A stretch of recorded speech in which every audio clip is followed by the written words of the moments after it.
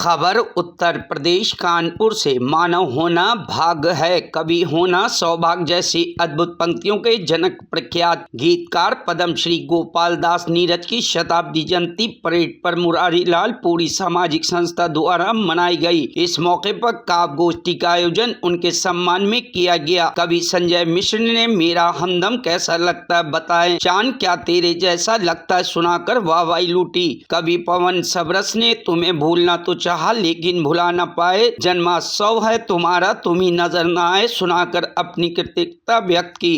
गोष्ठी की शुरुआत कवि मुकेश श्रीवास्तव द्वारा पाती जो कानपुर के नाम लिखी उससे मशहूर हो गए नीरज, राजधानी बना लिया दिल, गीतों के नूर हो गए नीरज सुनाकर नीरज जी को श्रद्धा सुमन अर्पित किया। इस अवसर पर कवि नीरज जी के परिवारजन अतुल सक्सेना भी उपस्थित थे। कार्यक्रम की अध्यक्षता उमेश शुक्ला ने की। समारोह में प्रमुख रूप से भारतेंदु पुरी, सुधांशु त्रिपाठी, कृपेश त्रिपाठी, जितेंद्र मिश्रा, विकास गौड़, प्रशांत पुरी, संजय भारती, संजीव त्रिपाठी, अरुणेश निगम, राजू श्रीवास्तव, अतुल सक्सेना, प्रदीप पांडे, अमिताभ मिश्र आदि ने भाग लिया। धन्यवाद कृ संयोजक जितेंद्र मिश्रा ने दिया। धर्मपाल अवस्थी दादा, आपके क्या बोलते हैं, ज्योति शंकर शुक्ला और ये राम कृष्ण सिंदूर जी से होते हुए नीरज जी।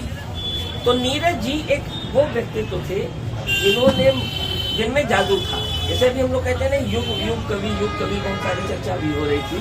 तो वास्तव में नीरज जी ने कभी ये नहीं लिखा अपने नाम के साथ क्यों नहीं युग कवि लिखा जाए या बड़ा कवि लिखा जाए, छोटा लिखा जाए।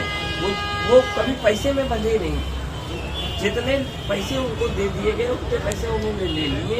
जो भी भेंट मिली कभी उन्होंने इस पर ये नहीं कहा कि मैं यहाँ यही जाऊँगा या मैं इतना रुपया नहीं चाहूँगा।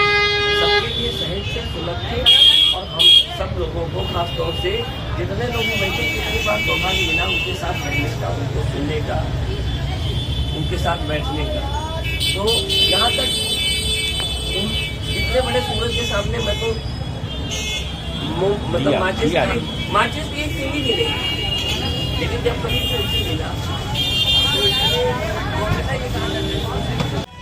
एक इनका था ना, मुझे डूबना था गंद, यही उनका तरन्नुम। मेरा हमदम कैसा दिखता है, मेरा हमदम कैसा दिखता है, वाह बताए चांद क्या तेरे जैसा दिखता है। अब वो दो लाइनें जो 1 साल बाद लिखी गई। खुदा ना करे वो हो तेरे जैसा, खुदा ना करे वो हो तेरे जैसा, तुझ में है दाग वो बिल्कुल पाक लगता है।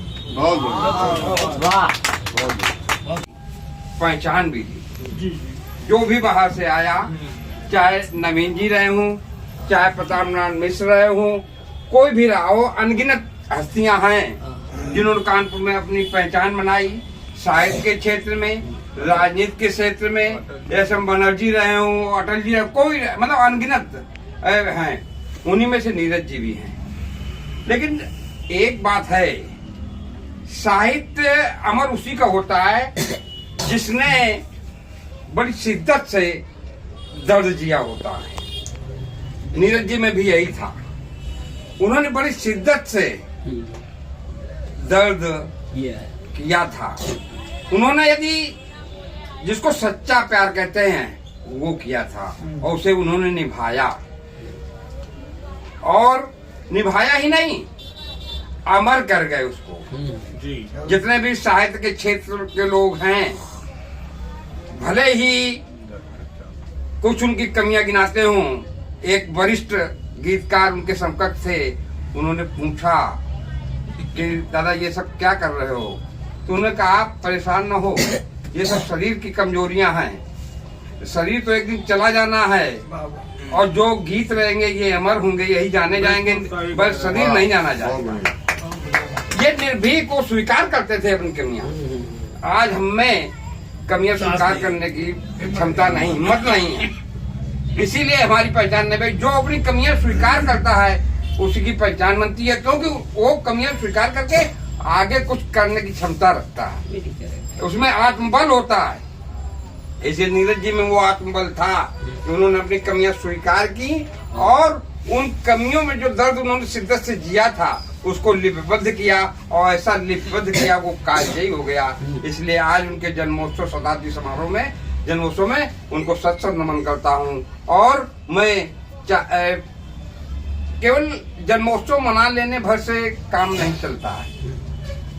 वास्तव में आदमी कमियों की खान है, लेकिन हम जन्मोत्सव किस लिए मनाते हैं? उसने जो आगे हमको दीपक दिखाया, आगे ज्ञान का दीपक दिखाया, प्रेरणा दी कुछ कर गुजरने की, सकारात्मक समाज में जो हमेशा हमेशा जिसे जिया जाए उसमें उसके बारे में चिंतन किया जाए, शोध किया जाए, तो हम भी कुछ उस क्षेत्र में करें जिससे समाज को एक नई दिशा मिले और हम सब भी एक कुछ सकारात्मक कर जाएं, जिससे आने वाली पीढ़ियां हमारी हमको भी याद करें। वाह वाह, 100 वर्ष कभी खत्म नहीं होंगे। हमें लगता है कि अनंत काल तक गोपाल दास नीरज जी अजर अमर हैं। और हम लोगों के लिए वो कविता की जो उनकी जो पंक्तियां रही, उनका जो उसके सार रहे, आज भी सार गर्भित हैं, आज जीवन भर चलेगा हम लोगों के साथ। उन्होंने कहा था कि वजन सांस का होत है, इसे समझ लो खूब। वाह,